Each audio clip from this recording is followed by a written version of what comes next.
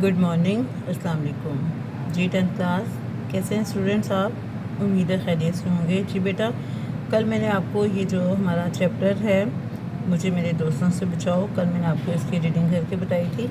आज मैं आपको इसका खुलासा बताऊंगी। खुलासा आपने गौर से देखना है और गौर से ही सुनना है।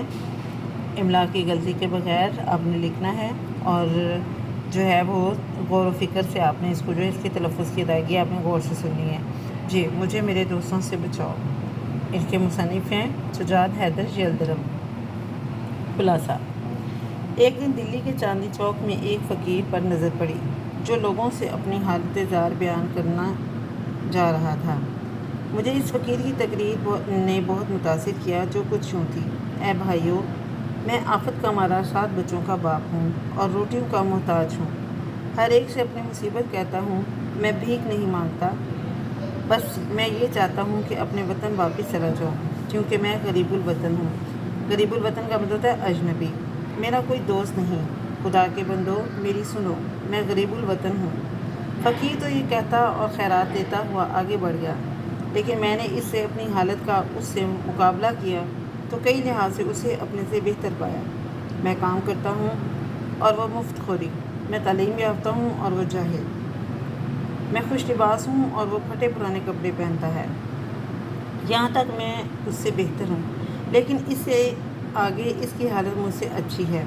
इसकी सेहत काबिल रश्क है। मैं दिन रात फ़िक्र में गुजारता हूँ। मैं इस नतीजे पर पहुँचा हूँ कि जिसे वो मुसीबत कहता है वही बड़ी नेमत है, यानी इसका कोई दोस्त नहीं। वो अपनी मर्ज़ी से रात को आराम कर सकता है, मगर मैं नहीं। वो दिन दिहाड़े अपना रुपया ले जा सकता है और कोई इससे कर्ज लेने वाला नहीं। ना कोई इसको लतीफ़े सुनाकर इसका वक्त ज़ाया करेगा और ना ही इसे कोई दोस्त का ख़त का जवाब देना पड़ेगा। अगरचे मेरे दोस्त मेरे खैर तलब हैं, मगर मुझे ये फ़ायदा पहुँचाने की बजाय उल्टा नुकसान पहुँचाते हैं।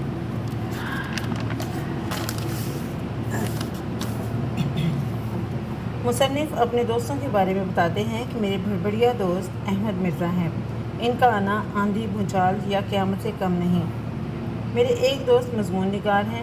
बस 1-2 मिनट के लिए तुम्हारी खैरियत दरियाफ़्त करना थी। वो आते ही इस ज़ोर से मुसाफ़ा करते हैं, यानी कि हाथ मिलाते हैं, कि उंगलियां दर्द करने लगती हैं। मैं देर तक कलम नहीं पकड़ सकता, ख़यालात भी गुम हो जाते हैं। दूसरे दोस्त मोहम्मद तहसीन हैं, जिन्हें अपने बाल बच्चों की बीमारी की गुफ्तगू के सिवा कुछ नहीं सूझता।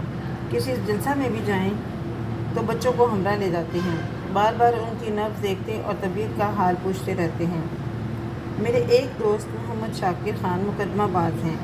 ये मौज़ा सलीमपुर के रहने वाले हैं और रईस किस्म के दोस्त हैं। एक बार मुझे इसरार करके सलीमपुर ले गए और कहा कि शहर के हंगामों में तुमसे कहाँ लिखा जाएगा। मैंने गांव में तुम्हारे लिए कमरा मखसूस करा लिया है, कुछ दिन गांव में रहकर लिखो। मैं इनके साथ सलीमपुर चला गया। कमरा वाकई बहुत खूबसूरत था, जिसकी एक खिड़की पाए बाग की तरह खुलती थी। शाकिर साहब ने कहा कि आज ही लिखना शुरू ना कर देना, थोड़ी बहुत तफरीह बहुत ज़रूरी है। आज दरिया पर मछली का शिकार करेंगे। अहमदनगर के रईस तालिब हुसैन से मुलाकात करेंगे। मेरा माथा ठनका कि अगर यही सूरत हाल रही तो मुझे यहाँ भी सुकून से लिखना नसीब ना होगा। मैं जल्दी से उठकर कमरे में आया और लिखने के सामान का जायज़ा लिया। ना दवात में रोशनाई थी, ना कलम में निब। खैर, मैंने अपना पुराना सामान निकाला और लिखना शुरू किया। मैं अभी लिखने की कोशिश में मसरूफ़ था कि शाकिर खान के मुलाजिम शब्बन ने दरवाज़ा खटखटाया और कहा, राजा तालिब अली साहब आपसे मिलना चाहते हैं, नीचे तशरीफ़ ले आए। मैंने राजा साहब से मुलाकात की। मेज़बान ने और मैंने उनके साथ मिलकर खाना खाया।